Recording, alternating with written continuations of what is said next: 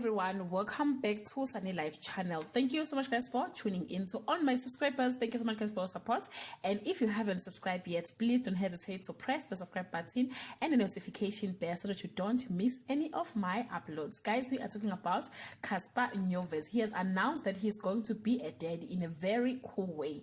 He took it to Twitter to share a picture of the cover art for his next album, which is dedicated to his unborn baby boy. He said, I'm going to be a father any minute now, so I decided to name my album #AMN any minute now. The album cover is an actual scan of my son in his beautiful mother's womb.